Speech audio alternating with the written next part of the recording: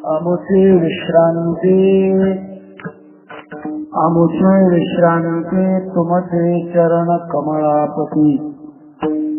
हे एक जाणे काया वाचा आणि मने।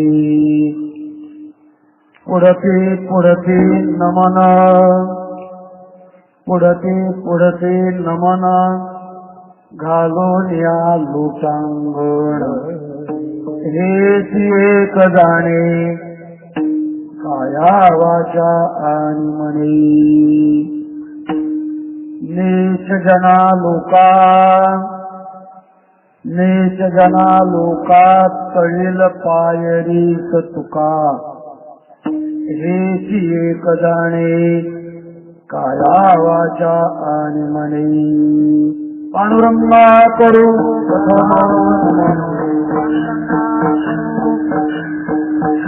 पांडुरंगा करू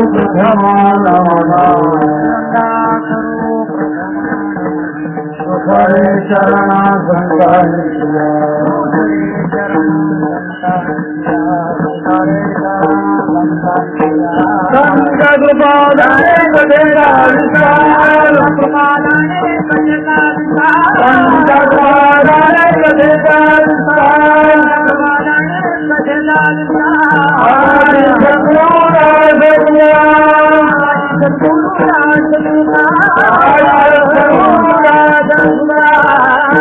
दयांचे क्रिया स्मरण होय सकळ विद्यांचे अधिकरण।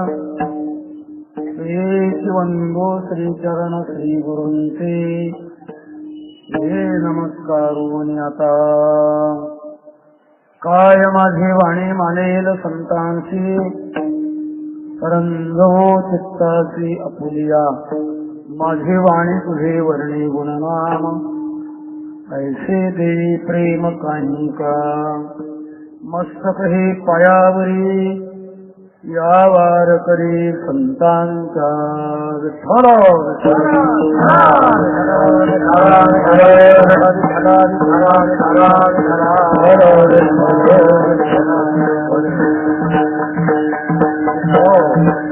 आमुची विश्रांती तुमचे चरण कमळापती।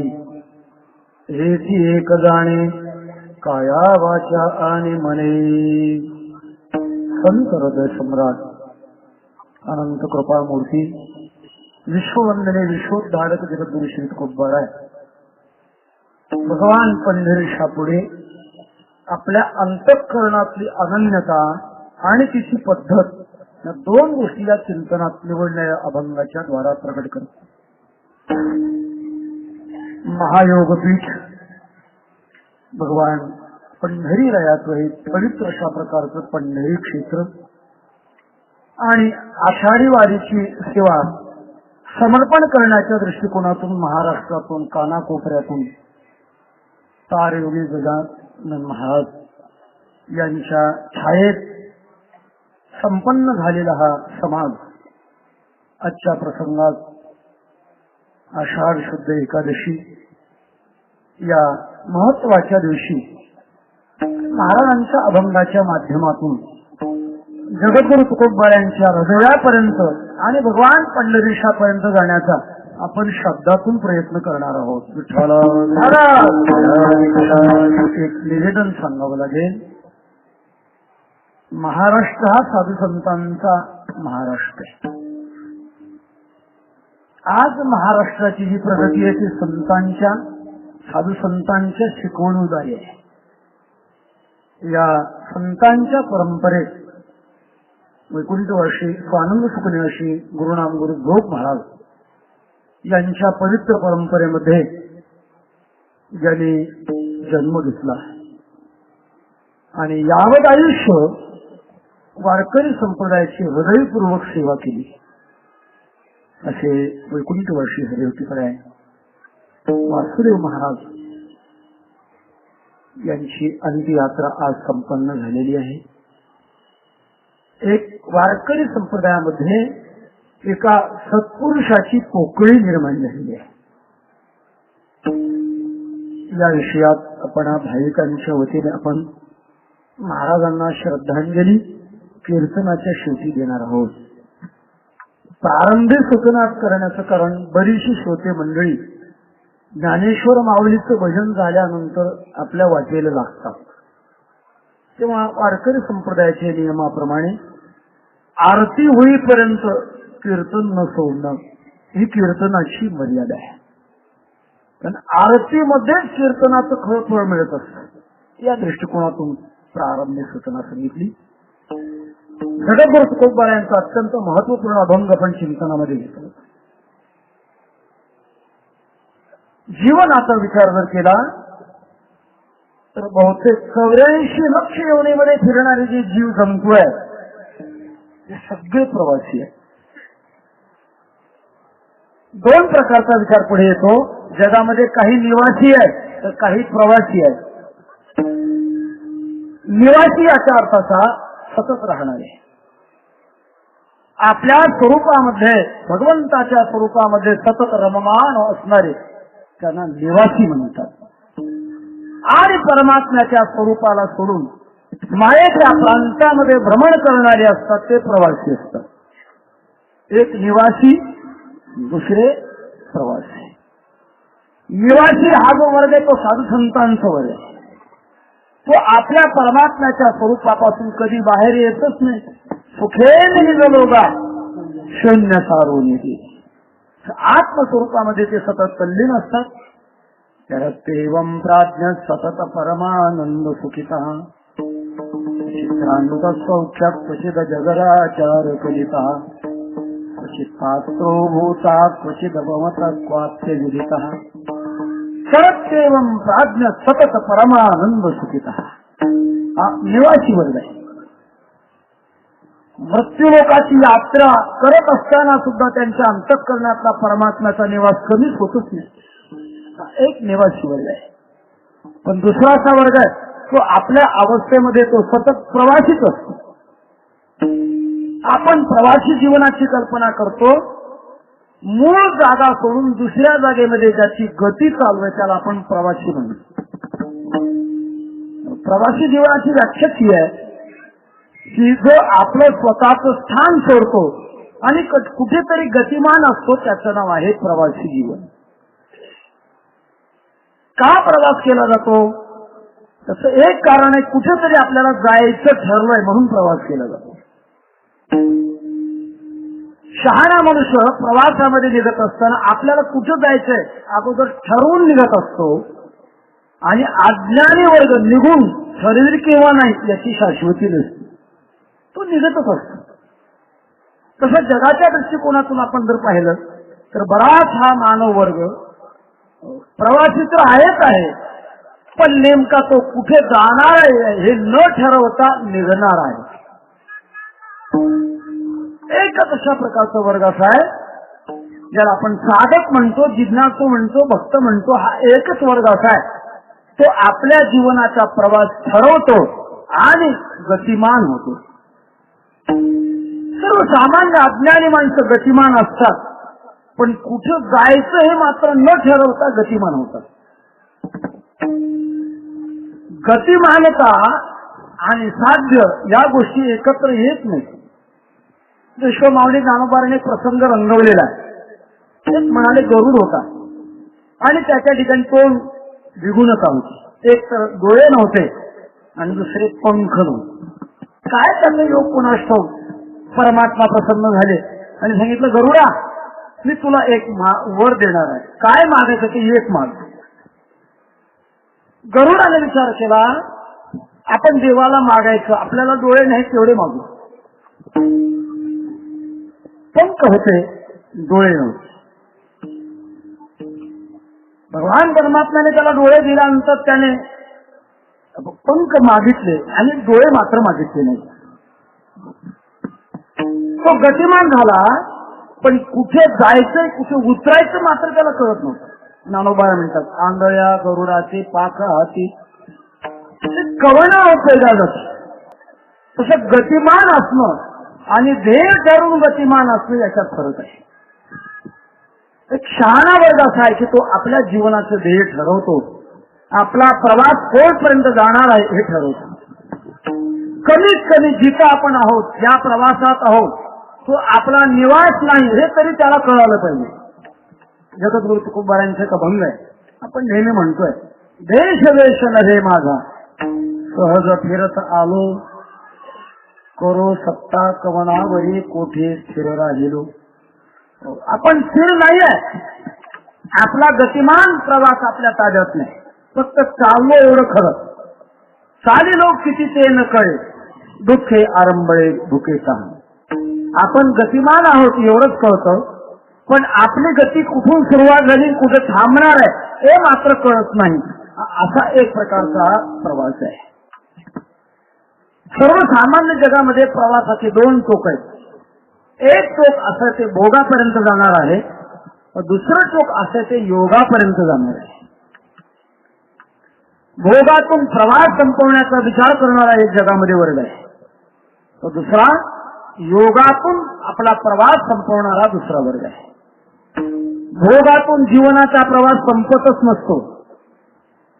भोग हे कर्तृत्व निर्माण करत असतात आणि कर्तृत्व हे पुन्हा भोग देत असतात.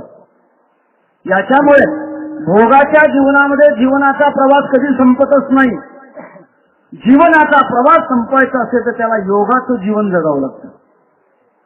अलीकडे योग शब्द का उच्चारला, पूज्य रामदेव बाबांनी जगापुढे जो प्राणायाम आणला तो योग डोळ्यात त्यामध्ये येतो. ठीक आहे, तो एक योगाचं ते अंग आहे, पण तेवढा म्हणजे योग नाही. खरा योग शब्दाचा अर्थ आमच्या शास्त्रकारांनी सांगितलेला आहे. योग संयोग युक्तयुक्त जीव आत्म परमात्मा म्हणून. जीवाचा आणि परमात्म्याचा संबंध होणं, जीव भगवान परमात्मा रूप होणं, याला खरा योग म्हणतात. जीवाची इंद्रियाची प्रवृत्ती विषयाकडे धावते, भोगाकडे धावते आणि भोगात जाऊन थांबते. विचारी जीवनाची जी प्रवृत्ती ती भोगापर्यंत थांबत नाही. भवस्वर्गा उबगले, मुमुक्षु योग ज्ञाना वळगले, पुढती नयो या निघाले पैजाले. त्यांचा प्रवास सुरू झाला, योग जीवनाचा प्रवास सुरू झाला. अर्थात कोणाला असं डोक्यामध्ये विचार येऊ शकतो की मग भोगाचं अंग आमच्या जीवनामध्ये नकोच का? योगाचंच जर जीवनामध्ये ध्येय आहे तर भोगाचं अंग नको का? जर हवा असेल तर चितपत पाहिजे. दोन गोष्टी. योगाचं जीवन प्राप्त करण्याकरता भोगाची साधना काही अंशात जवळ घ्यावी लागते. वैकुंठवासी परमपूज्य गुरुवरे मामासाहेब म्हणायचे, तुका म्हणे संन्यासी माध्यानासी तोंडवासी. कुठल्याच जातीच्या प्रथेमध्ये नाही, गमतीनं म्हणायचे. संन्यासी योग जीवन जगण्याचा प्रयत्न जरी करीत असला तरी त्याला भोगाची गरज आहे. भूक लागल्यानंतर पोटामध्ये गोळाभर अन्न ढकलण्याची गरज आहे. अर्थात भोग जीवनाचा त्याला आश्रय करावा लागत असतो. पण ज्यांच्या जीवनामध्ये केवळ भोग हेच जीवन आहे त्यांना मात्र पुढचं प्रेराशी सुचत नाही. भोग कशा करता? सामान्य अशा प्रकारची गोष्ट आहे. भूक लागल्यानंतर जेवण करणं हा पोटाचा भोग आहे. एखाद्या माणसाला जर विचारलं आपण, तुम्ही जेवण का करता हो? तो म्हणेल, फार झालं तर भूक निवारण करण्याकरता. भूक निवारण का करायची आहे? फार झालं तर हुशार असेल तर उत्तर देईल, जगण्याकरता. अर्थात खायचं ते कशा करता? जगण्याकरता. आणि पुढे जर आपण प्रश्न विचारला, जगायचं कशा करता? खायच्या करता. ज्याची गाडी पुढे जातच नाही जगण्याच्या पुढे. आपण का जगत आहोत याचं उत्तर ज्याला सापडलं नाही हे समजावं भोग जीवन आहे. योग जीवनातली माणसं भोगाचा स्वीकार करतात, पण ते योग जीवनाची साधना म्हणून करतात. निर्वाहा पुरते अन्न आच्छाद, निर्वाहा पुरते अन्न निर्वाहा पुरते अन्न आच्छाद, निर्वाहा पुरते अन्न आश्रमाचे स्थान कोटी गुहा, आश्रमाचे स्थान कोटी तुहा कोठेही चित्ताचे नसावे बंधन कोठेही चित्ताचे नसावे बंधन. अर्थात योग जीवनाच्या प्रवासाची साधना म्हणून भोग जीवन स्वीकारणं हा दोष नाही, पण भोग जीवनाकरताच भोग जीवनाची साधना करणं शुद्ध दोष आहे. कोणाला कुठं ठेवावं विचारवंत पुरुष बरोबर जागा नियोजन करून ठेवतो. भोगाला कुठे ठेवायचं आणि योगाला कुठे ठेवायचं. छोटासा प्रसंग आठवतो. स्वामी विवेकानंद शिकागो धर्म परिषदेला चालले होते. जात असताना वेशभूषा मात्र भारतीय होती. एक वाक्य सांगेन आपल्याला, पटेल न पटेल लक्षात घ्या. आपली संस्कृती जर सांभाळायची असेल तर 4 गोष्टीत माणसांनी बदल करू नये. वेशभाषा, वेशभूषा, खानपान आणि देहसंबंध याच्यात बदल करू नये तर संस्कृती टिकत असते. स्वामी विवेकानंदांनी आपली वेशभूषा आपली भारतीय ठेवली. भगवा पेठा, भगवी कपडे, खाली भगवी लुगडी आणि मोठ्या थाटामध्ये धर्म परिषदेला चालले होते. एक तरुण, पाश्चात्य देशाचा तरुण समोर उभा राहिला आणि एक हात जोडून विनंती करू लागला, स्वामीजी एक प्रश्न विचारावा असं वाटतो, संधी द्याल. सर्वसाधारण आपल्या देशातली माणसं स्वभावता भाविक असतात आणि पाश्चात्य देशातली माणसं स्वभावता चिकित्सक असतात. चिकित्सकपणा हा त्यांचा फार मोठा गुण आहे, पण दुर्दैवाने आपल्या देशामध्ये फक्त त्यांचा पोशाख घेतलाय, चिकित्सा फार कमी घेतली आहे. चिकित्सेतून माणसाचं जीवन उज्ज्वल बनत असतं. किती चिकित्सा महाराज जाता जाता सांगावं असं वाटतं. आमचे तुमचे वैकुंठ वर्ष पद्मश्री शंकर बापू आपेगावकर सांगायचे की आम्ही जेव्हा परदेशामध्ये मृदंग वाजवण्याकरता जातो तेव्हा आमच्या मृदंगाची परीक्षा पाश्चात्य देशातली माणसं यंत्रानं घेतात. काही कौतुक करण्यासारखी गोष्ट. मृदंगाची विद्या आमच्या देशात जन्माला आली, आम्ही सांभाळली आणि परीक्षा त्यांनी घेतली. अशी मशीन बनवली म्हणतात जर्मन देशाने, ती मृदंगाच्या मध्ये ठेवली जाते. मृदंग शास्त्राचा नियम असा, डावा आणि उजवा हात सारखा पडला पाहिजे, हे आता जे वाजवतात त्याप्रमाणे. तर काही वेळेला चुकून चांगल्या पक्वाजाची व्याख्या वेगळीच बनते. काय मृदंग्या एक्का कीर्तनात 7 धूम फोडे, वारे मृदंग्या. दोन्ही हाताचं वजन सारखं पडलं पाहिजे, मृदंगाचं शास्त्र आहे. जर्मन प्रांतानं अशी मशीन बनवलेली आहे, ज्या हाताचं वजन कमी पडतं त्या बाजूला लाल दिवा लागतो आणि ते सांगतं तुमचं चुकलंय.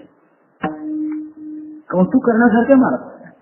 आमच्या विद्येची परीक्षा आम्हाला करता आली नाही ती त्यांनी यंत्रातून केली. किती चिकित्सा आहे सांगण्याचा मुद्दा असा. तो चिकित्सक करून पुढे आला आणि विचारू लागला, स्वामीजी मला एक असं विचारावंच वाटतंय, तुम्ही तुमच्या देशात वेशभूषा स्वीकारली, फेटा, कफनी, लुंगी, आणि आमच्या देशातली फक्त चप्पलच स्वीकारली, काय कारण आहे याच्यात? स्वामी विवेकानंद कुशागर बुद्धीचे होते, ताबडतोब उत्तर दिले, पहा तुमच्या देशातली चप्पल स्वीकारण्याचं कारण तुमची संस्कृती भोगप्रधान आहे, ती पायाखाली तुडवण्याच्या निमित्ताने चप्पलच घेतली, आणि माझ्या देशातली संस्कृती त्यागप्रधान असल्यामुळे मी डोक्यावर धारण केली. भोगाला कुठे ठेवायचं आणि योगाला कुठे ठेवायचं शहाणी माणसं आपल्या जीवनामध्ये ठरवतात. अर्थात भोग जीवन आणि योग जीवन याच्यामध्ये आणखी 2 प्रकार पडतात. ते असे 4 विकल्प होतात. भोगातून भोगाकडचा प्रवास, योगातून योगाकडचा प्रवास, योगातून भोगाकडचा प्रवास आणि भोगातून योगाकडचा प्रवास, असे 4 प्रकार आहेत त्याचे. थोडक्यात सांगून भोगातून भोगाकडचा प्रवास. सर्वसामान्य खेड्यामध्ये जन्माला आलेला एखादा भोगी माणूस, विलासी माणूस, सैन करणारा माणूस, खेड्यातले भोग नाही आवडले तालुक्याच्या ठिकाणी जातो, तिथले भोग कंटाळा आला जिल्ह्याच्या ठिकाणी जातो, कंटाळा आला राजधानीच्या ठिकाणी जातो, याच्यापेक्षा फॉरेनला जातो, परदेशामध्ये जातो, आणि त्याहीपेक्षा तो सुसंस्कृत असेल स्वर्गाला जाण्याचा प्रयत्न करेल. हा प्रवासच आहे सगळा. पण कोणता प्रवास आहे? भोगातून भोगाकडचा प्रवास आहे. दुसरं याच्या थेट विरोधातला एक प्रवास आहे, तो योगातून योगाकडचा प्रवास आहे. योगातून योगा करत असाल, भगवत साधना किंवा परमात्मा प्राप्तीची साधना करत असताना, एक साधना करत असताना ती साधना सोडणं आणि दुसरी साधना स्वीकारणं, याचा प्रकार आहे योगातून योगाकडे. प्रसिद्ध उदाहरण महाराष्ट्रातल्या संत मालिकेमध्ये चांगदेव महाराजांचं उदाहरण प्रसिद्ध आहे. त्यांच्याकडे योग सामर्थ्य एवढं होतं, 6 महिन्याची अखंड निर्विकल्प समाधी लावण्याची ताकद त्यांच्याकडे. आणि प्रसंगामध्ये विश्वमाऊली ज्ञानोबा राय संत मंडळी चांगदेव महाराजांच्या ठिकाणापासून जात असताना पाहिलं तर पुढे प्रेताची ढीग पडलेली होती. मुक्ताबाईने एका जवळ माणसाला बोलवून विचारलं, का हो प्रेताची ढीग, त्याचं शवागार तर नाही, शव साठवण्याचं ठिकाण तर नाहीये, मी का बरं एवढी साठवली? चांगदेव महाराजांच्या शिष्याने उत्तर दिलं, ही प्रेत आमच्या गुरुजनां माऊलींच्या समाधी वित्थानाची वाट बघतायत. आमचे गुरु चांगदेव महाराज जेव्हा समाधीतून बाहेर येतात आणि त्यांची जेव्हा कृपादृष्टी यांच्यावर पडते तेव्हा ते परत जिवंत होतात आणि आपल्या जागी जातात, याच्याकरता हे साठवले. मुक्ताबाई अत्यंत सामर्थ्य संपन्न आहे.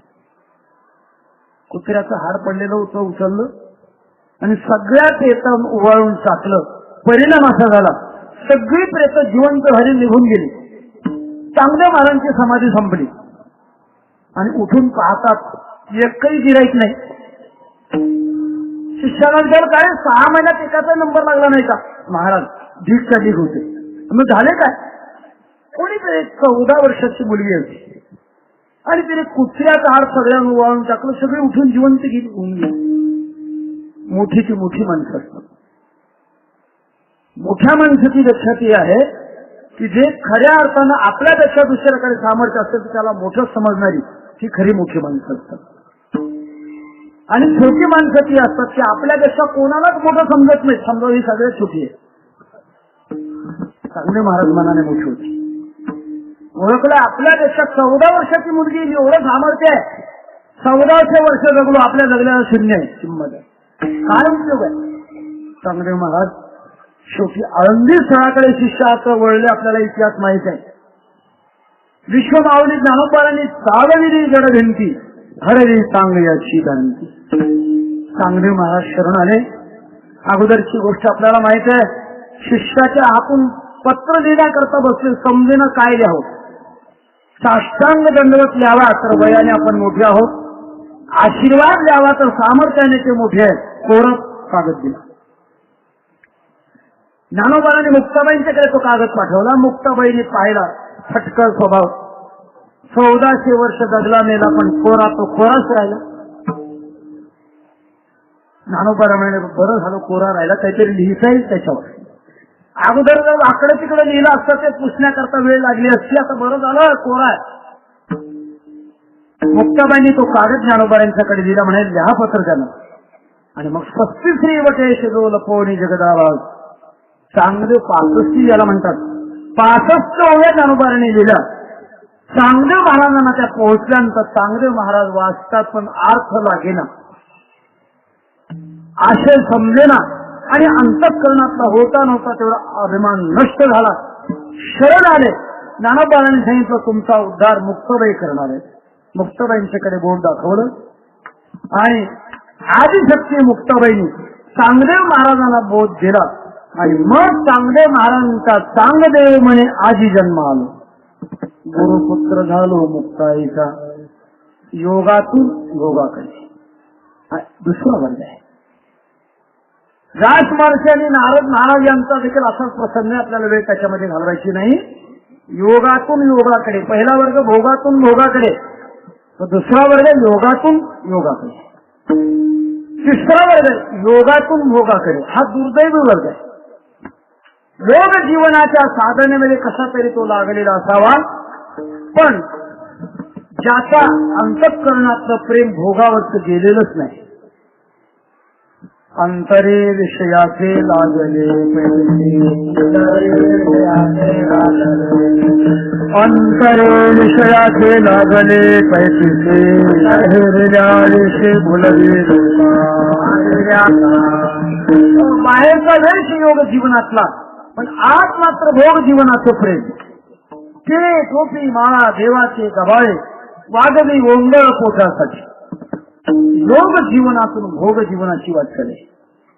आणि चौथा एक प्रकार आहे भोग जीवनातून योग जीवनाची वाटचाल. वारकरी संप्रदायामध्ये प्रामुख्याने भोगातून योगाकडे ही प्रवासाची वाटचाल आहे.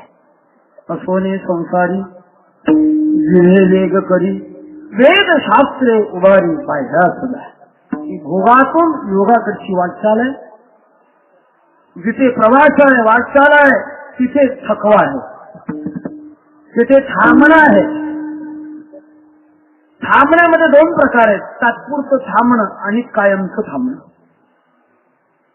प्रवास जीवनामध्ये आपण पायी येत असताना काही विषय असतात मध्ये थांबावं लागतं, पण ते थांबणं काही काळापुरतं असतं, काही थांबणं रात्रीपुरतं असतं आणि काही थांबणं असं असतं की तिथून परत न जाणं एवढं थांबणं. तात्पुरती अशा प्रकारची विश्रांती ती विश्रांती पण कायमची विश्रांती नाही. जगद्गुरु तुकोबायांच्या जीवनामध्ये विश्रांतीचं आकर्षण होतं आणि अशी विश्रांती पाहिजे होती की तात्पुरती विश्रांती नको आहे. विश्रांतीचे दोन प्रकार आहेत, तात्कालिक विश्रांती आणि आत्यंतिक विश्रांती. तात्कालिक म्हणजे तेवढ्यापुरती विश्रांती आणि आत्यंतिक विश्रांती म्हणजे कायमची विश्रांती.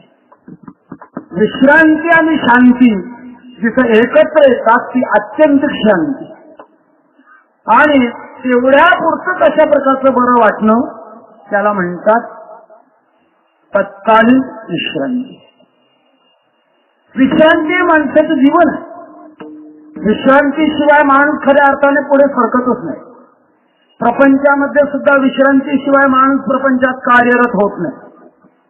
आपण प्रत्येक गोष्टीचा धांडोळा जर घेतला तर विश्रांतीशिवाय आपल्या जीवनाची गतीच नाही.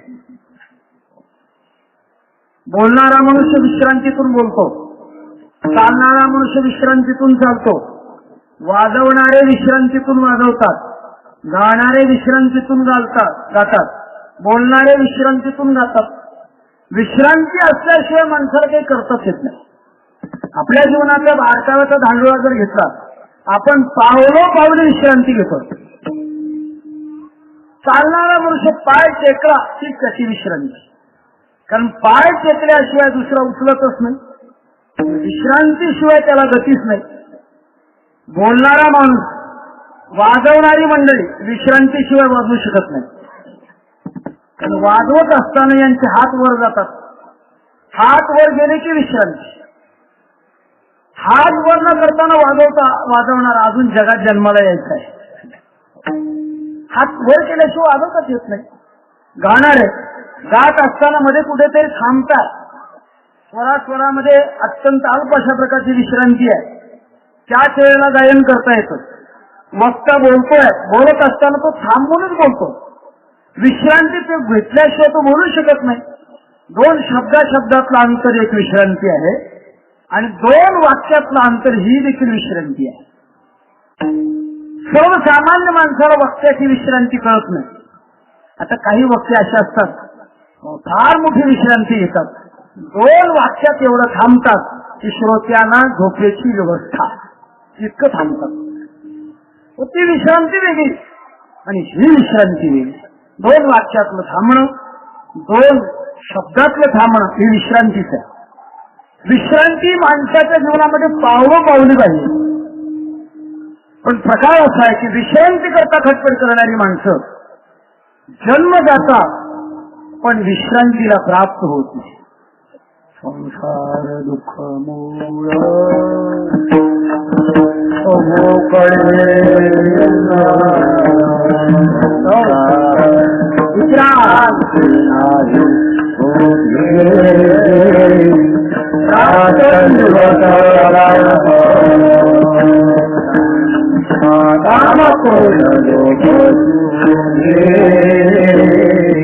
पाणी लागले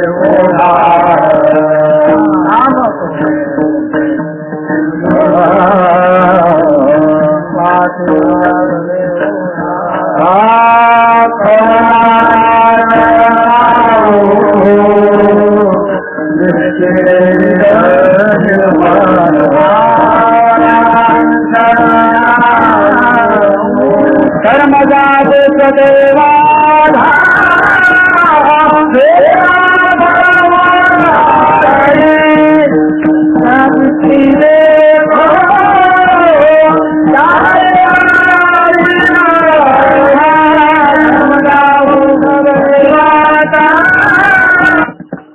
एकापेक्षा एक वेग, कामाचे विकाराचे वेग धावतात, क्रोधाचे विकाराचे वेग धावतात. गरुड म्हणजे काम करो देव जाचिले बहुत मेरे राहो क्षण एक निवांत.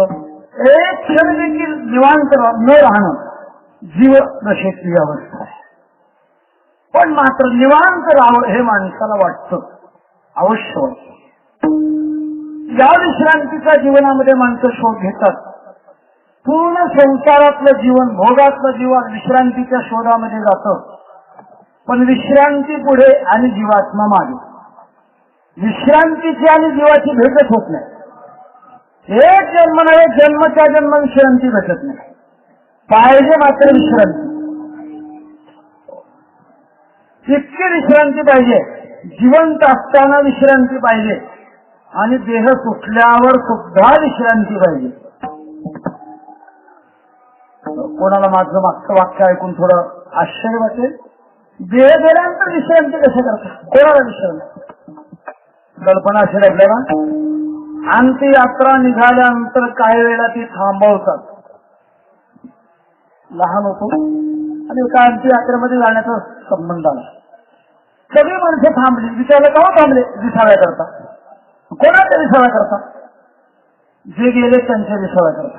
आता त्यांना काय विसावं? मुद्दा असा आहे की जोपर्यंत आपण शरीरामध्ये आहोत तोपर्यंत विसाव्याची गरज आहे, विश्रांतीची गरज आहे. पण ती विश्रांती मात्र एक आयुष्य नव्हे, अनंत प्रकारच्या देहाचे आयुष्य जरी गेले तर विश्रांतीची भेट होत नाही. ते जीवनाचं दुर्दैव आहे. मग विश्रांती मिळतच नाही का? मिळाली जर नसती तर माणसाला असावी अशी वाटली नसती. नीतिशास्त्राचा नियम आहे, जे आपल्याला असावं वाटतं ते कधीतरी मिळालेलं असतं किंवा कोणाला तरी मिळालेलं असतं. कोणाला जर मिळालेलं नसेल ते कोणालाच असं वाटत नाही. हा नीतिशास्त्राचा सिद्धांत आहे. खरी विश्रांती कोणालाच मिळाली नाही का? नक्की मिळालेली आहे. जगद्गुरु तुकोबारासारख्या महात्म्याला खरी विश्रांती मिळाली. आता निश्चिंतीने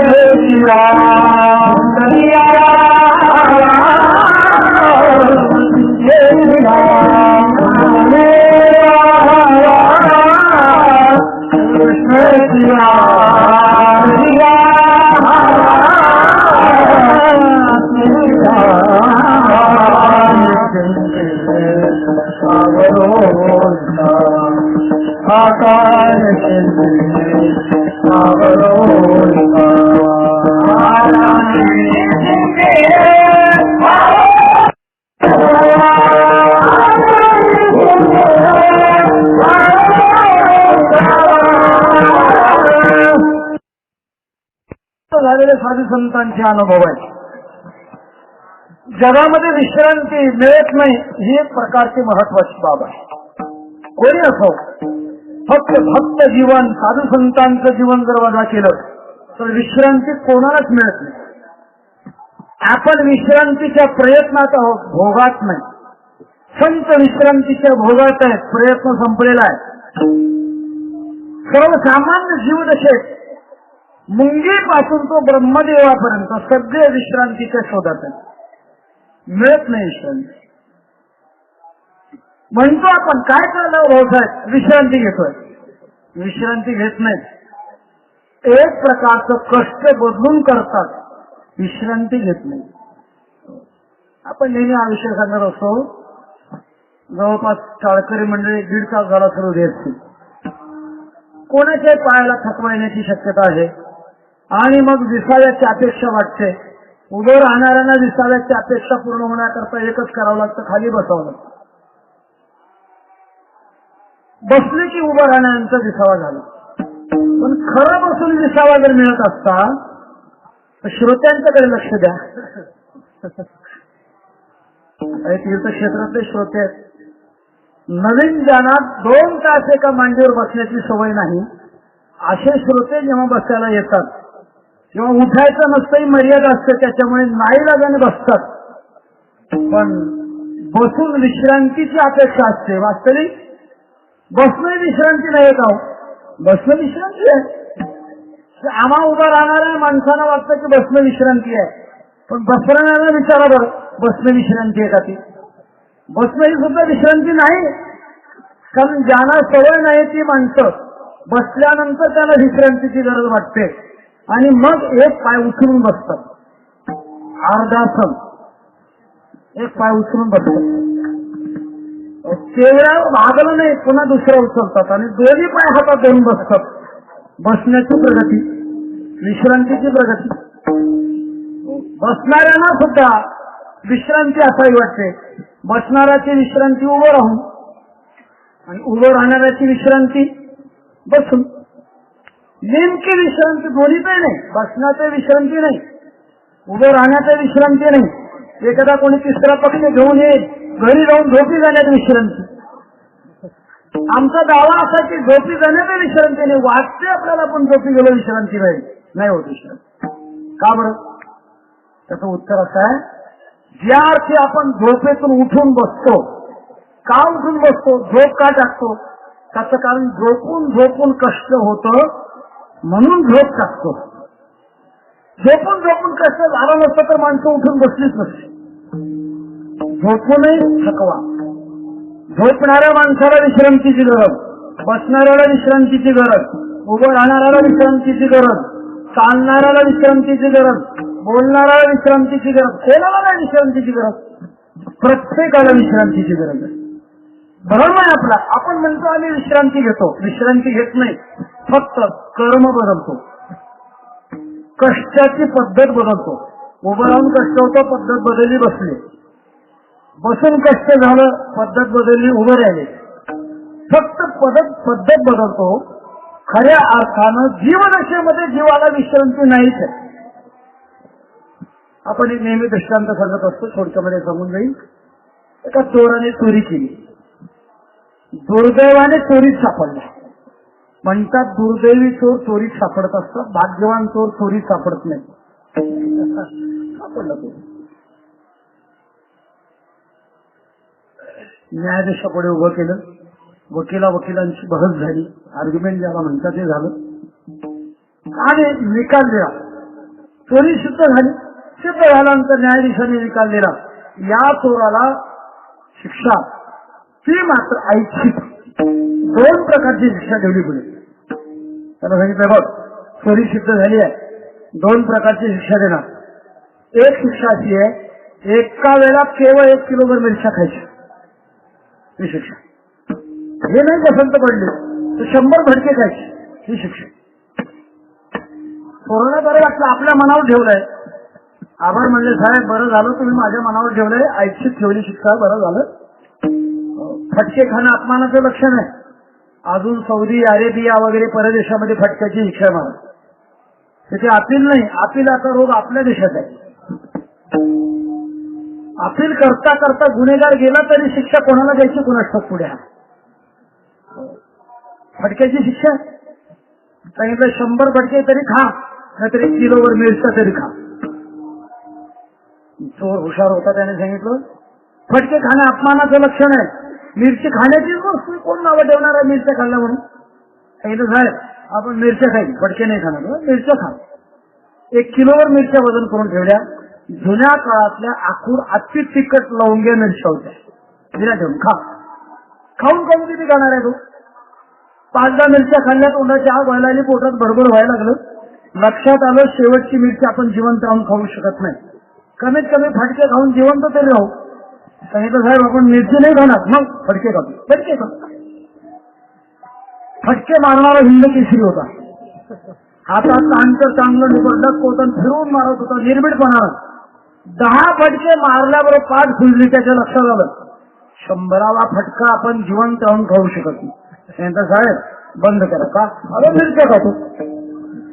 5-10 मिरच्या खायच्या आणि 5-10 फटके खायचे, ते त्याला हसायचं काम नाही. आपलं सुद्धा जन्माचं जन्म हेच चाललंय. विश्रांती करता आपण बदलतोय, फक्त कष्ट बदलतो, विश्रांतीची वेट नाही. का होत नाही वेट? त्याचं एक कारण आहे, तत्वज्ञानाच्या भाषेमध्ये विश्वमाऊली ज्ञानोबासारख्या तत्ववेत्या पुरुषांनी खऱ्या अर्थाने या विसंगतीचं उत्तर दिले. ज्ञानोबा सांगतात माणसाला कष्ट का होतो? पडले दूरदेशी आठवले मानव, पडले दूरदेशी आठवले मानवाची, दूरदेशी आठवले मानवाची, दूरदेशी मानवाची. नको नको हा योग कष्ट होता जीवाचे, नको नको हा योग कष्ट होता जीवाचे. बिना पैसे देणे बिना पैसे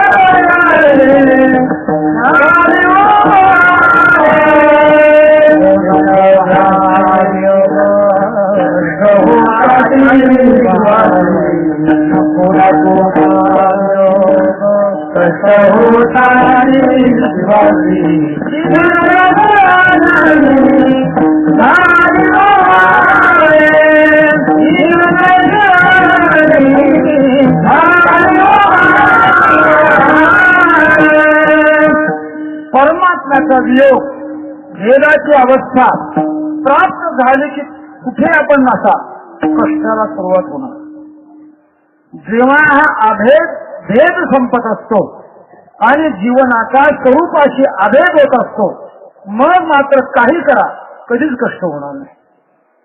प्रसंग आपल्याला माहित आहे, भगवान कृष्ण परमात्म्याने गोपिकांना रासलीलेचा आनंद दिला.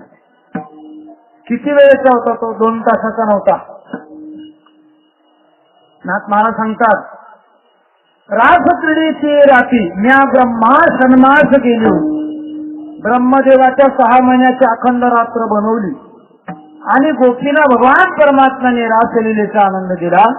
अर्थात तो आभेदाचा आनंद. एक एक गोपाळ, एक एक गवळणी, हाती धरून नाचती रास मंडळा. एका जनार्दनी रास मंडळ रचले, जिकडे पाये तिकडे परब्रह्मची कोंडली. अशी आभेदाची अवस्था प्राप्त झाली. ब्रह्मदेवाच्या 6 महिन्याची रात्र संपली. भगवान सूर्यनारायण उदयाला आल्यानंतर गोपीच्या म्हणाल्या, सूर्या अरे तुला कामच नाहीये, आम्ही एक अर्धा क्षण भगवंताचा आनंद बघला तू तर उदयाला आलास. 6 महिने अर्ध क्षणांचे वाटले. त्याचं कारण आहे खरी विश्रांती. जगद्गुरु तुकोबार आहे आपल्या योग जीवनामध्ये विश्रांतीचा शोध घेत असताना एका ठिकाणी थांबले आणि थांबल्यानंतर ज्यांच्याजवळ थांबले त्यांना सांगतात आम्ही आतापर्यंत फार फिरलो, पण फिरल्यानंतर आपल्याजवळ आम्ही का थांबलो याचं उत्तर महाराज चिंतनाला निवडलेल्या अभंगाच्या पहिल्या चरणात देतात. आमची विश्रांती आमची विश्रांती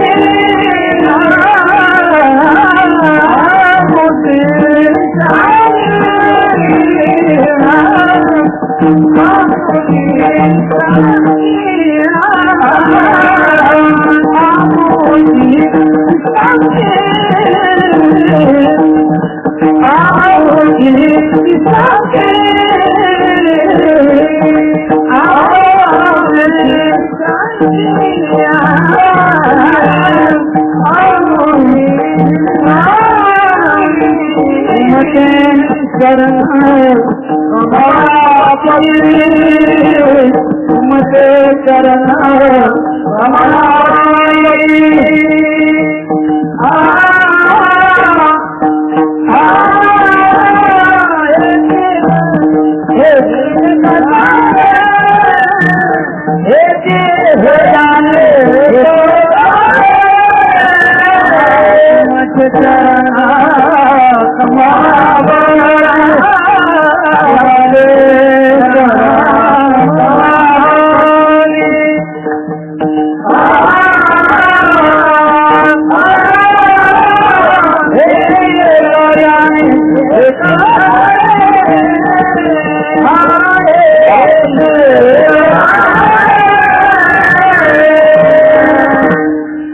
आमुची विश्रांती तुमचे चरण कमळापती.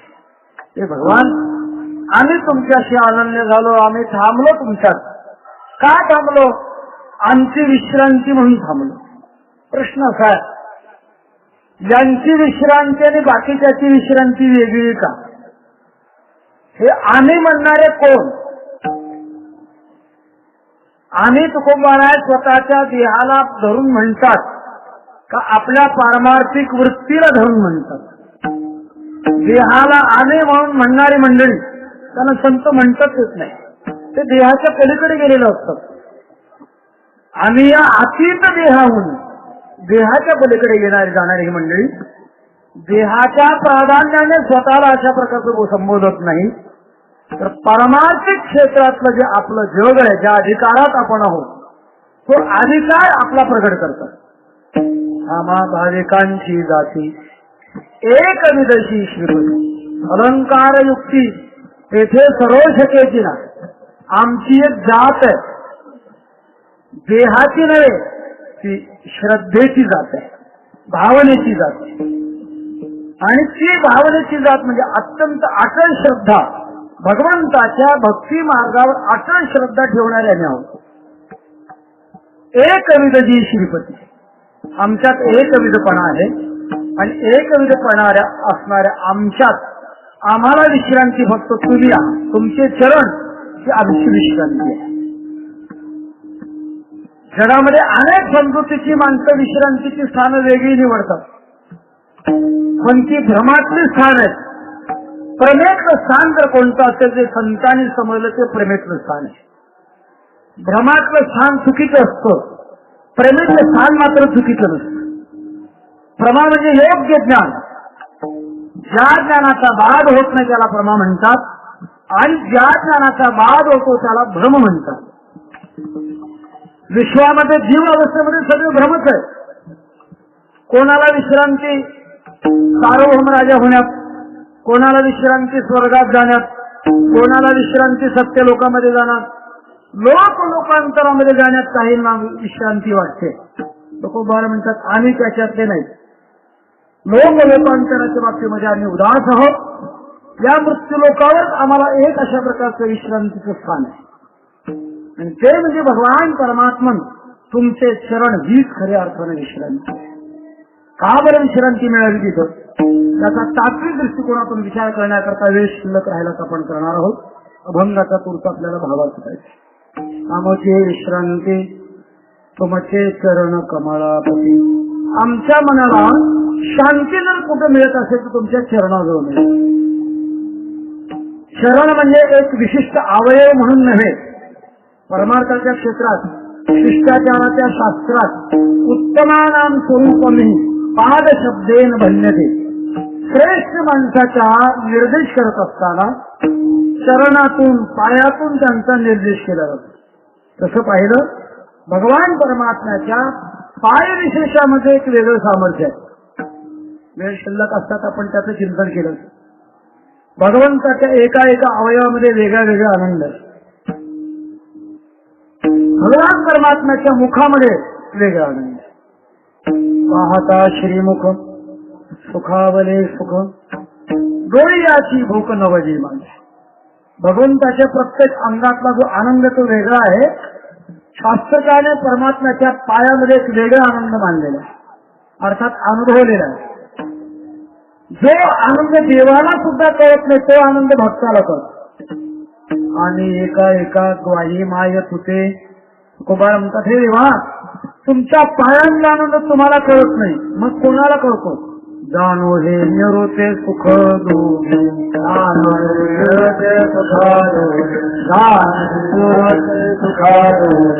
आणि एका एका ग्वाही माय पुते आणि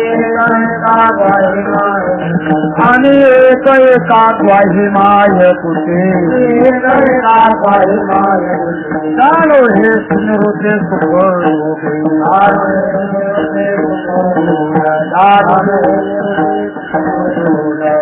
देवाच्या चरणाचं सुख दोघांनाच माहिती आहे. एक भक्तांना आणि दुसरे पाय लक्ष्मीचे हाती ऐसा दोघांना माहिती.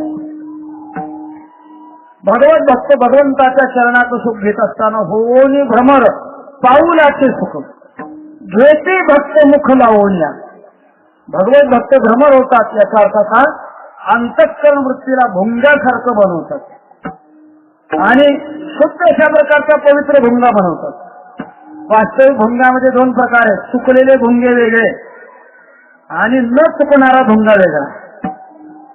चुकलेल्या भुंग्याला ज्ञानोबाला उपदेश करतात, भुंग्या रुंझेन कशाला करत बसलात, ऋण जनो रे भ्रमरा सांडले तो अवगुण रे भ्रमरा.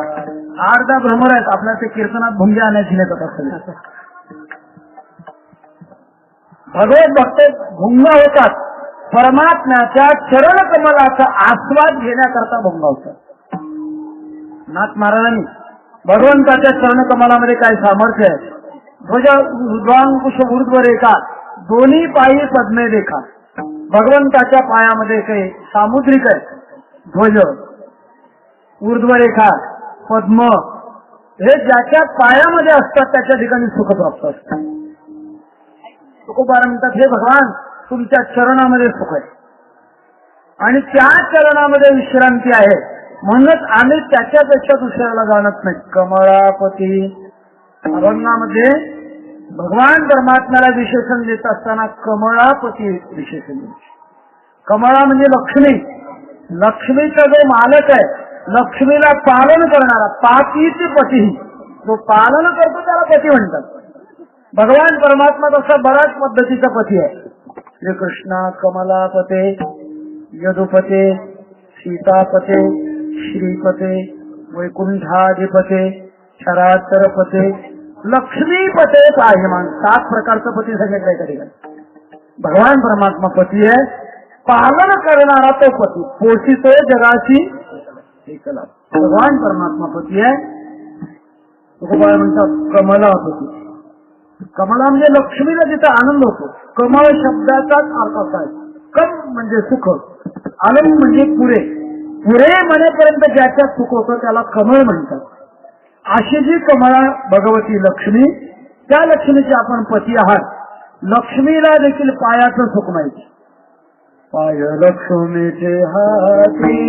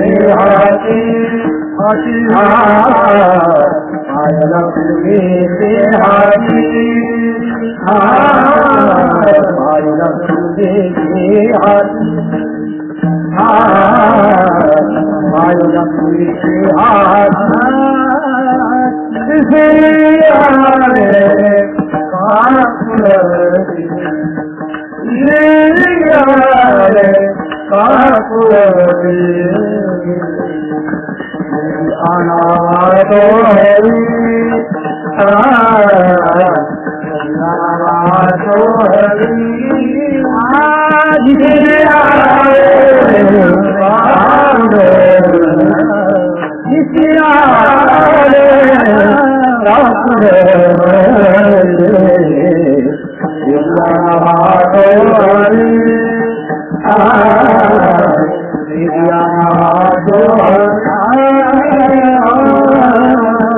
कमळाविलास पायी भगवान परमात्म्याच्या चरणाला विंदामध्ये लक्ष्मी स्थिरावते. हे असं मुकुंद लक्ष्मी स्थिरावली मुकुंदी जैसे ऐसा बनवणे की चरणाच्या सुखाचा महिमा माहित आहे. तुकोबाला म्हणतात आम्हाला चरणाचा महिमा माहित आहे. आमची खरी विश्रांती तुमची चरणच आहे. मग चरणाची विश्रांती तुकोबा तुम्ही घेता का? महाराज म्हणतात कायम घेतो. घेण्याची पद्धती तुकोबाला अभंगाच्या दुसऱ्या चरणात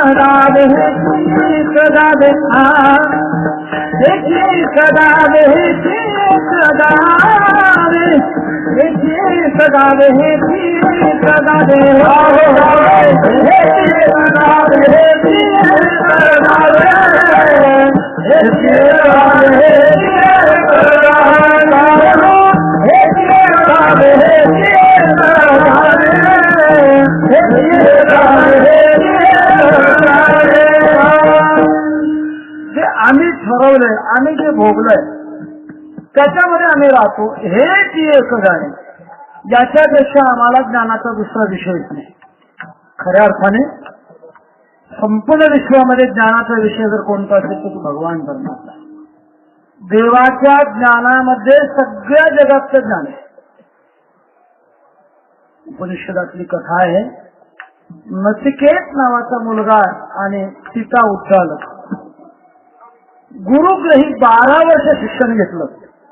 घरी आला, पण आल्यानंतर मात्र बोलण्यात चालण्यात निर्माण झालेला अभिमान बापाच्या लक्षात आला. ज्ञान परिपक्व अवस्थेला नाही पोहोचलं की ते अभिमान घेऊन उठत असत. अभिमान निर्माण झालेला होता. उद्दालक मुनींच्या लक्षात आलं नरकाला जाण्याची परिस्थिती आहे. ज्ञान झालंय पण अभिमानाच्या परिणामाने ते बरोबर नरकाला नेणार आहे.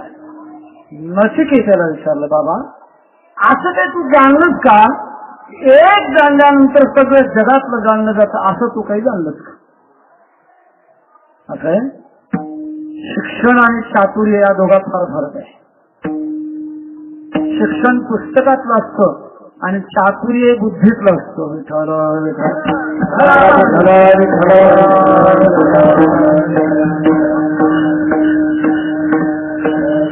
एक वाक्य संस्कृत मध्ये शास्त्रान्यदित्यती भवंती मूर्खाः.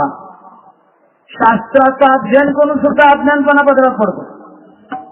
बापाने विचारलं असं काही जाणलंच का? एक जाणल्यानंतर सगळं जाणलं जातं.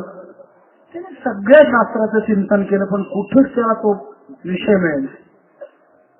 शेवटी तो शरण गेला आणि शरण म्हणून प्रार्थना केली मी असं काही जाणलं नाही. 12 वर्ष शिकलो पण एक जाणल्यानंतर सगळं जाणलं जातं असं काही जाणलं नाही. तेव्हा उद्दालक मुनी नचिकेताला तत्वज्ञान उपनिषदामध्ये सांगितलं. सांगण्याचा मुद्दा होता एक परमात्मा वस्तूचं ज्ञान असं आहे की त्या ज्ञानातून संपूर्ण विश्वातलं ज्ञान सहजासहजी घडतं. म्हणून संत मंडळी म्हणतात जाण्याचं असेल तर भगवान परमात्म्याला जाणं, काही जाणो नये पांडुरंगादिन पावीर जेन सीन सदेहान काहिने नोनिया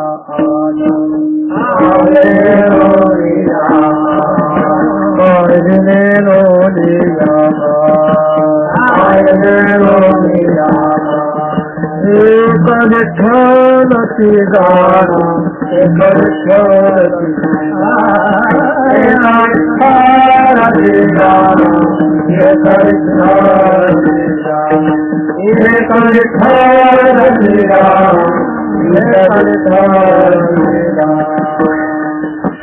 बाकीच्या ज्ञानामध्ये माणसाने जाऊ नये, परमात्म्याच्या ज्ञानामध्ये जाऊ.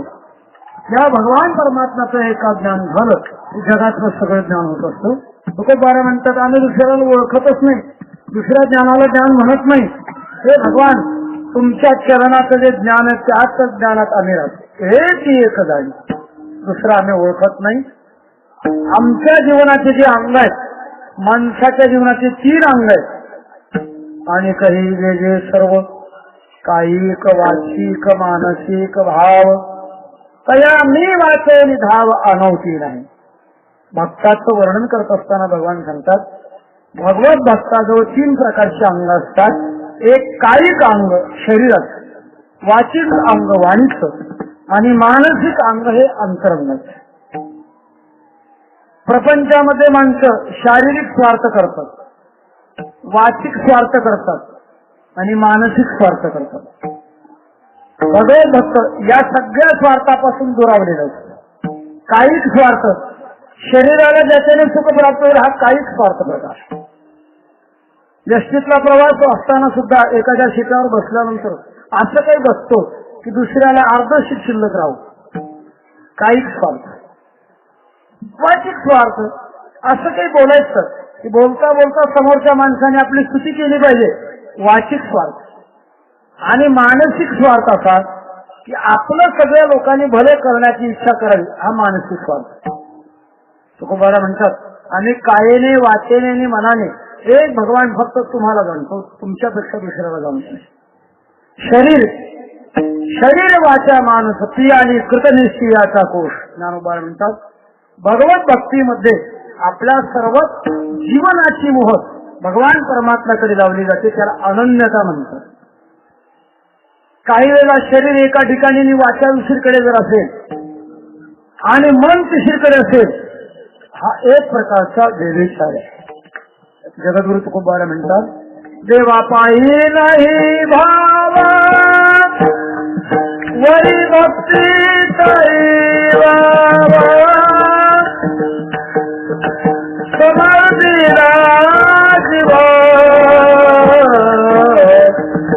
नाही तो हार विचार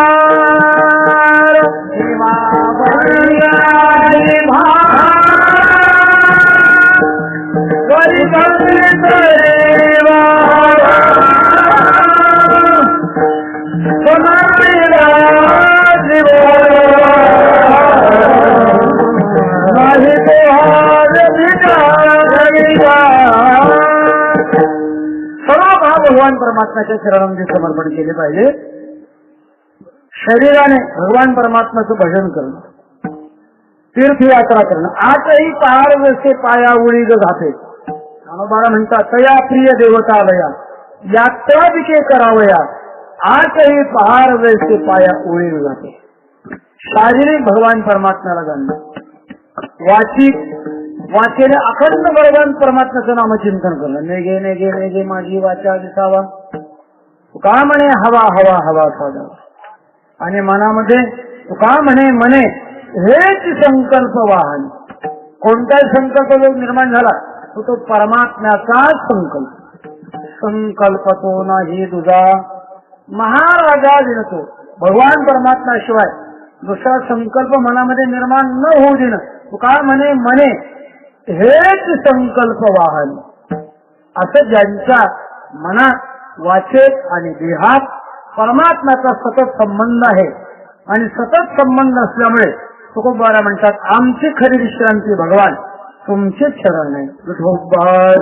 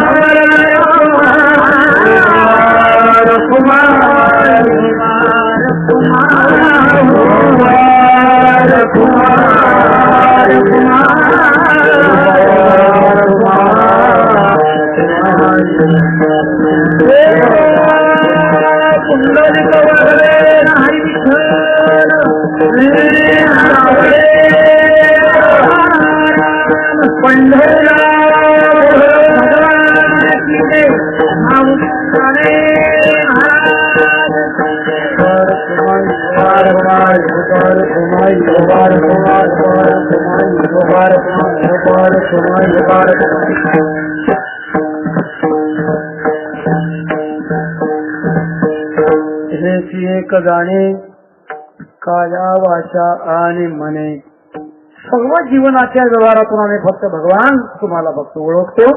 याच्याशिवाय आम्हाला दुसरं ओळखणच नाही.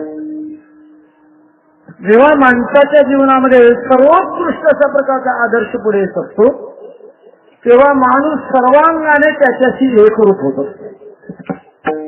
तर शरीराने वाणीने आणि मनाने एकच परमात्म्याचं ज्ञान आहे तो जर मोठा समजला जातो तर भगवान परमात्म्याशी समरसता नक्की केली जाते. ती समरसता तुकोबारा अभंगाच्या 3ऱ्या चरणामध्ये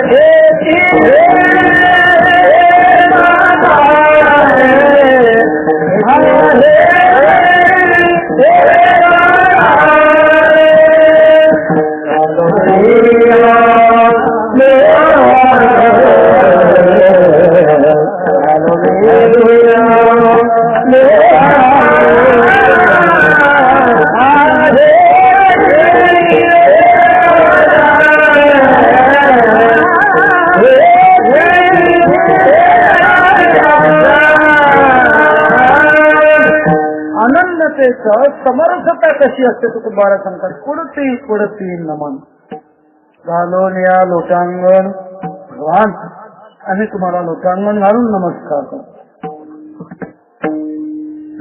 नमस्कारामध्ये 2 प्रकार असतात. एक वाचिक नमस्कार, दुसरा सक्रिय नमस्कार. वाचिक नमस्कार समोरची व्यक्ती दूर आहे आणि दूर व्यक्तीला दूरूनच नमस्कार करत असताना करण्याची पद्धत आहे. हिंदू संस्कृतीमध्ये सर्वसामान्य पद्धत राम राम, वारकरी मंडळी जय हरी म्हणतात. उत्तरेकडे आपण गेलो राधे राधे. आपल्या आपल्या श्रद्धेप्रमाणे परमात्म्याचं नामचिंतन करणं हा एक प्रकारचा नमस्कार, वाचिक नमस्कार. दुसरा शारीरिक सक्रिय नमस्कार. आपल्या धर्मामध्ये हात जोडून नमस्कार करण्याची पद्धत आहे. 2 हात आणि ते जोडत असताना मात्र आपण हृदयाजवळ करतो. हृदयाजवळ हात जोडण्यामध्ये सुद्धा तात्विकता आहे. पैसा हृदयामध्ये मेरा असता सर्व सुखाचा आराम. तो नमस्कार करायचा तो हृदयात असणाऱ्या रामाला नमस्कार करायचा. असा सक्रिय अशा प्रकारचा नमस्कार. वारकरी संप्रदायामध्ये नमस्काराचा कडेल होता. मस्तक हे पायावरी या वारकरी संतांच्या पायावर नमस्कार. पायावर नमस्कार करण्यामध्ये तात्विकता आहे. विज्ञान सांगताय माणसाच्या जीवनातल्या शरीरातल्या सर्व शक्ती पायाच्या द्वारे अजून निस्सरित होतात, खाली येतात. आणि म्हणून महापुरुषाची शक्ती आपल्याला मिळवण्याकरता संप्रदायामध्ये पायावर लोक ठेवण्याची पद्धत आहे. परमात्म्याच्या चरणावर लोक ठेवण्याची पद्धत आहे. आणि त्या शक्तीची संपूर्ण शक्ती आपल्या जीवनात संचरित व्हावी याच्याकरता सर्वेषु गात्रेषु शिर प्रधान, सर्व अवयवामध्ये डोकं प्रधान आहे आणि ते डोकं पायावर ठेवण्याची पद्धत आहे. महाराज म्हणतात आम्ही लोटांगण घालतो. अंगण लोटणं, स्वतःचं जीवन सर्वस्व. ज्ञानोबाने सांगितल्याप्रमाणे लोटीचे का काठी पडली वेळ. काठीला बोटाने पकडावं आणि एकदम बोट काढून घ्यावं. काठी जशी पडते दंडवत दंडापरी मागे उरी नुरावी असं लोटांगण घालतो. आणि लोटांगण घालून हे भगवान आम्ही तुम्हाला वंदन करतो. पण वंदन करत असताना एकदा नाही, पुरती पुरती पुन्हा पुन्हा. भक्तीच्या क्षेत्रामध्ये 9 प्रकारची भक्ती आहे. 9 प्रकारच्या भक्तीमध्ये वंदन नावाची भक्ती आहे. श्रवणम कीर्तनम विष्णू स्मरणम पाद सेवनम अर्चनम वंदनम. भगवान परमात्म्याला नमस्कार करणं. आणि तो नमस्कार करत असताना श्री विग्रहाच्या पुढे जाऊन नमस्कार करणं किंवा विश्वात्मक परमात्म्याला नमस्कार करणं. वंदे भूते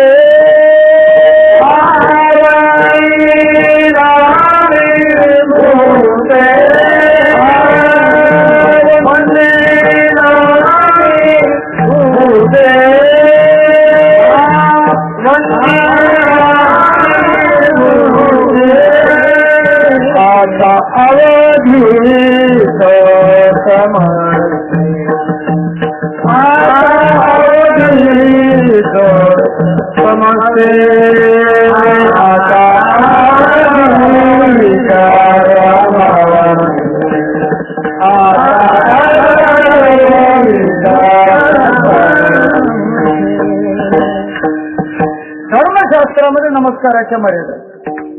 धर्मशास्त्र असं म्हणतो लहानाने मोठ्याला नमस्कार करावा, मोठ्याने आशीर्वाद द्यावा, नमस्कार करू नये. जर मोठ्याने लहानाला नमस्कार केला तर त्याचं आयुष्य कमी होत असतं. मोठ्या माणसाने लहानाला नमस्कार करू नये. पण भगवत भाव जेव्हा निर्माण होतो तुकोबारा म्हणतात वंदीन नाही भूते. आता अवधीच समज. पिता पुत्राच्या नात्यामध्ये तुकोबारा धर्मनीतीचा बदल सांगतात. पुत्राने पित्याला नमस्कार करावा का पित्याने पुत्राला नमस्कार करावा. धर्मशास्त्र म्हणतं पुत्राने पित्याला नमस्कार करावा. पण भक्तिशास्त्र म्हणतं पित्याने पुत्राला नमस्कार करावा. जयाचे अंतर देव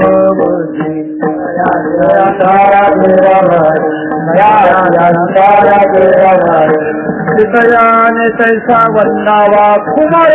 दयाने तैसा वंदावा कुमार. दयाने तैसा वंदावा कुमार. दयाने तैसा वंदावा कुमार. दयाचे अंतर देव दयाचे अंतर देव. भक्तिशास्त्राचा कायदा आणि धर्म आणि नीती याची सांगड वारकरी संप्रदायामध्ये तुकोबाने फार सुंदर घातली. महाराज म्हणतात मी सगळ्यांना नमस्कार करणार. तुमची करीन भावना जेथे तेथे नारायण.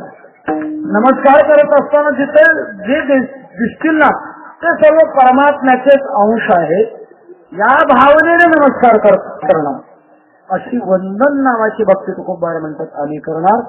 वंदन नावाच्या भक्तीने समरसता निर्माण होते. फार एका मोठ्या महात्म्याचा इतिहास पण आपली वेळ संपलेली. श्री क्षेत्र बार्शी या ठिकाणी जोगा परमानंद नावाचे भगवत भक्त होऊन गेले.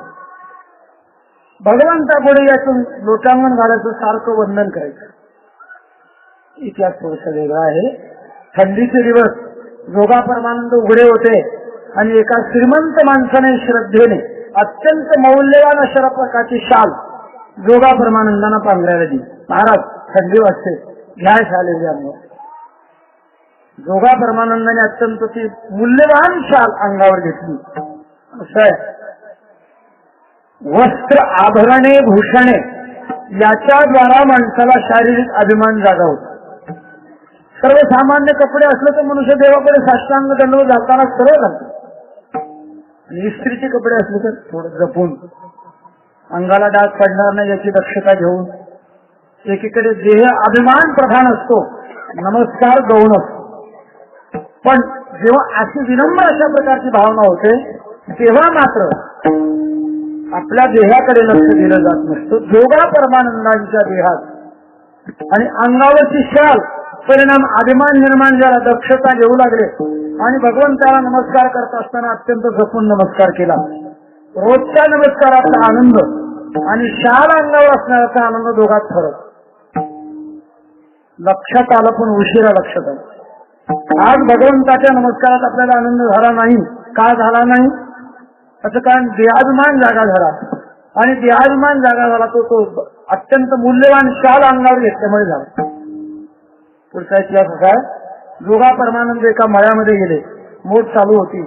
शेतकऱ्याला विचारलं, बाबा पाणी अडवण्याकरता, मध्ये पाणी देण्याकरता कोणी दारुळी आहे का? काही भागामध्ये त्याला बारं म्हणतात. बारं पकडणारं कोणी आहे का? म्हणजे नाही कोणी. मग किती वेळ देणं चालणार? 2 तास. असं करतो, तुम्हीच मध्ये जाऊन 12 मोडताना त्याच्यापेक्षा एक करतो, तुम्ही मोड हातात आणि मी मध्ये जाऊन 12 मोडतो. फक्त माझं एक काम आहे, मला 1 तासभर तुमची 2 बैल आणि बोरी द्या. शेतकऱ्याला काही माहिती नाही. शेतकऱ्यांनी मोड हाकली, जोगा परमानंदाने मधले 12 धरले आणि बिझनेस संपल्यानंतर मोड थांबवली. शेतकऱ्याने ते दोन्ही बैल आणि तो दोर स्वाधीन केला. जोगा परमानंदाने आपल्या पायाला दोर बांधला, बैल हाकली. का? ज्या देहाचा आपला अभिमान झाला त्या देहाला शिक्षा मिळाली पाहिजे. जयाचे काही इंद्रिया मान नाही. सांगण्याचा मुद्दा असा की नमस्कार या क्रियेमध्ये कुठल्याही प्रकारचा अभिमान शिल्लक राहत नाही. अभिमान राहित्य समर्थता पुढती पुढती नमन घालोनिया लोचांगण, ही समर्थता तो खूप बाळ आहे. अत्यंत कडेलोट अवस्थेची अभंगाच्या 4थ्या चरणात प्रगट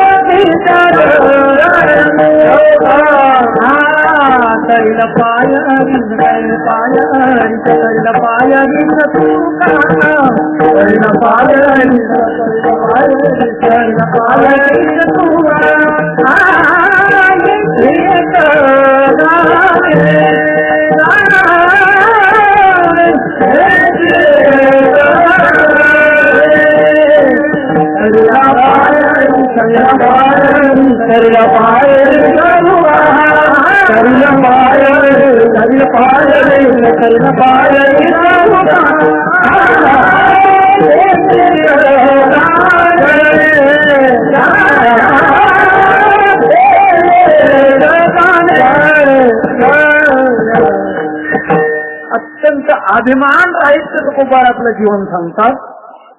जर आपण अभिमान रहित झालो नाही तर भगवंतापर्यंत जाऊ शकत नाही, समरसता होऊ शकत नाही. तो का म्हणे नरकी झाली अभिमान, जरी वय ज्ञान गर्व पाठा. सवय आपल्याला की आपण अभिमान सोडण्याच्या मार्गात असताना सुद्धा अभिमान सांभाळतो. दुर्दैव. काही वेळेला काही माणसं असा अभिमान मिरवतात. काय सप्ताह झाला, संयोजक आम्ही होतो म्हणूनच झाला. सप्ताहाच्या पुण्याची वजा बाकी तो अभिमान सांभाळण्याकरता जातो. भगवंताचं भजन करून अभिमान घालवायचा आहे, पण भजन करत असताना काही मनामध्ये असं वाटतं माझ्यासारखं गायला येतं का कोणाला. अभिमानाला सांभाळतो. वाजवण्यामध्ये सुद्धा असं वाटतं की माझ्यासारखं कोणाला वाजवता येतं का? कीर्तन करण्याला वाटतं माझ्यासारखं कोणाला कीर्तन करता येतं का? ज्याच्याद्वारा अभिमान घालवायचा त्याच्याच द्वारा अभिमान सांभाळला जातो. दुर्दैव भक्ती साधना ही अभिमान घालवण्याकरता. जगद्गुरु तुकोबारा आपली निर्भिमानी अवस्था किती उच्च कोटीतली सांगतात. नीच जना लोक. नीच म्हणजे खालचे. जनाला तुकोबारा खालचे म्हणत नाही. व्याकरण ज्यांना माहिती त्यांच्याकरता सांगतो. नीच हे विशेषण जनाचं नाही, तुकोबारा स्वतःच सांगतात. जना लोका नीच तळील पाय वीस तुका. महाराज म्हणतात मी या जगाच्या दृष्टिकोनातून इतकं खाली आहे, इतका नम्र झालेलो आहे, इतकं तळाशी आलेलो आहे की जनन धर्माने जे जे कोणी आहे, आपण जन म्हटलं की मनुष्य आपल्या डोळ्याकडे येतो. एवढंच नव्हे, ज्या ज्या जीवाला जन्म प्राप्त झालेला आहे असे जनन धर्माने युक्त असणारे ते सगळे जन, मग ते कोणी असो, 84 लक्ष योनीतले जन लोक असू द्या, पण त्या सर्वापेक्षा मी अत्यंत खालच्या पातळीचा आहे. किती खालच्या पातळीचा आहे? तसं मंदिर असावं. मंदिरामध्ये पायऱ्या चढण्याकरता असतात आणि सगळ्या पायऱ्यामध्ये खालची पायरी जी असते ती प्रथमच खाली असते. तसं तुकोबार म्हणतात या समाजाच्या दृष्टिकोनातून, विश्वाच्या दृष्टिकोनातून सगळ्यात अत्यंत पहिली पायरी जर कोण असेल तर तू मीच आहे. कळेल पायरी तुका नीच जना लोका. कळेल पायरी तुका. अत्यंत निरभिमान. का निरभिमान? परमात्मा अभिमानी द्वेषित्वात. नारद महर्षी सांगतात भगवान परमात्मा द्वेष्ट आहे. कोणाचा द्वेष्ट आहे? जे आपल्या जीवनामध्ये अभिमान धारण करतात त्यांचा ते द्वेष्ट आहे. आणि जितकं जितकं आपण निरभिमानी बनू तितकं तितकं भगवंताची समरस बनू, परमात्म्याशी समरस का झालो की भगवान परमात्म्याच्या चरणाचं सानिध्य मिळून खऱ्या अर्थाची विश्रांती ज्याला म्हणतात ती विश्रांती मिळते. महाराज म्हणतात आमचे विश्रांती तुमचे चरण कमळापती. हेची एक जाणे काया वाचा आणि मने. वेळ संपल्यामुळे अभंगाचं चिंतन जास्त न वाढवतात. याच ठिकाणी आपण विराम देणार आहोत. तत्पूर्वी प्रारंभी सूचना केल्याप्रमाणे वैकुंठवासी हरिभक्तीपरायण वासुदेव महाराज अरेगावकर एक वारकरी संप्रदायातलं अलीकडच्या काळातलं देखणं व्यक्तिमत्व. देखणं म्हणजे दृष्टित्व ज्यांना प्राप्त झाली, ज्यांना अतीत आणि अनागत दृष्टी प्राप्त झालेली. कर्तृत्वाच्या बाबतीमध्ये वारकरी संप्रदायाला काही संकट जर आली तर महाराज अत्यंत हिरिरीने भाग घेऊन पुढे यायचे. सिद्धबेटात आळंदी या ठिकाणच्या सिद्धबेटातल्या प्रकरणामध्ये महाराजांचा सिंहाचा वाटा आहे. तेव्हा वासुदेव महाराज हे उत्तम अशा प्रकारचे लेखक, संशोधक, चिंतक आणि अनन्य उपासक. आपण त्यांचा इतिहास ऐकलाय. निजधामाला जाण्याच्या अगोदर याच व्यासपीठावर याने हेची व्हावी माझी आज जन्मोजन्मी किंवा दास या अभंगावर चिंतन सेवा मांडली. 2.25 तास भगवंताचं चिंतन यांनी केलं. अशा एका अनन्य असणाऱ्या भगवत भक्तांनी इहलोकाची यात्रा संपवून वैकुंठाला गमन केलं. अशा महापुरुषांना श्रद्धांजली समर्पण करण्याकरता उपस्थित भाविकांनी हाताने काही मुखाने भगवंताचं नामचिंतन करावं. नामचिंतन ही श्रद्धांजली त्यांना खूप अशा प्रकारची आवडेल. सर्वांनी आळस न करताना भगवंताचं चिंतन करा. रामकृष्ण हरी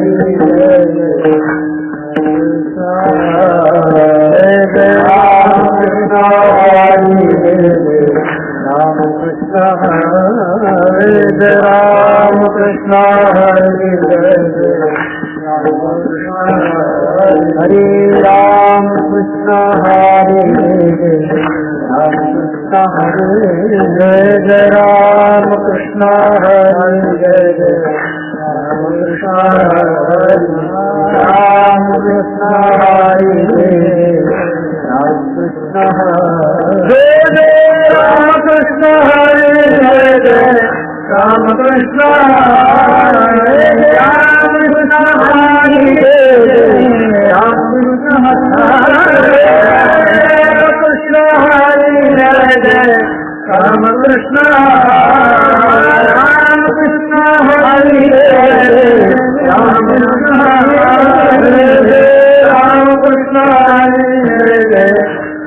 कृष्ण राम कृष्ण हरे राम कृष्ण हरे राम कृष्ण हरे राम कृष्ण राम कृष्ण हरे राम कृष्ण हरे राम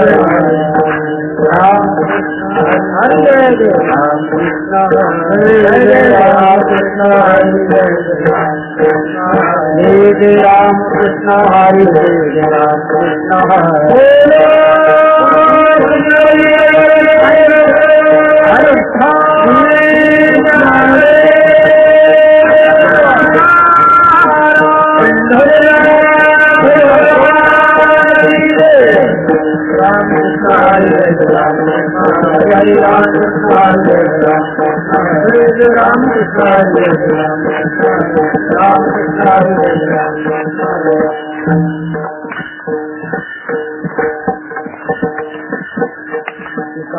महाराष्ट्रातल्या आदर्श भगवत भक्तांचा जीवन भानू मावळला एक अत्यंत त्यागी जीवन होते. गजानन महाराजांच्या संस्थांचे त्यांचे अत्यंत अविभाज्य अशा प्रकारचे संबंध. भास्कर महाराज संस्थांची सर्व शक्ती त्यांनी गजानन महाराजांच्या अर्थात गुरु चरणावर समर्पित केली. दृष्टी अत्यंत पारदर्शक, ज्यांच्याकडे आशीर्वाद देण्याची शक्ती.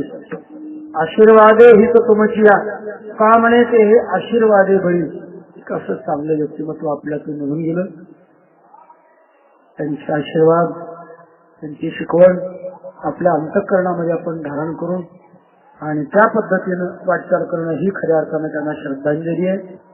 आजच्या चिंतनामध्ये भगवान परमात्म्याचे चरण ही खरी जीवनाची विश्रांती आहे आणि ती मिळवण्याकरता शरीर, वाचा आणि मन या माध्यमातून भगवान परमात्म्याची भक्ती, ती भक्ती प्राप्त होण्याकरता अंतःकरणातली अत्यंत निर्भमान अशा प्रकारची अवस्था जगद्गुरु तुकोबाराय प्रगट करतात.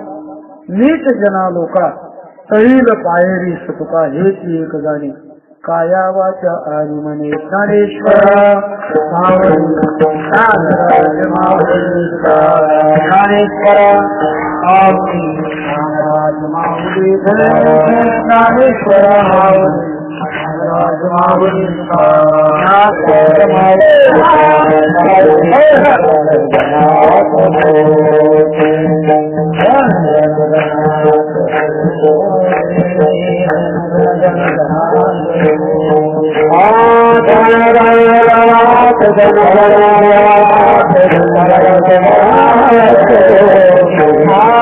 गण गण गणात गण गण गणात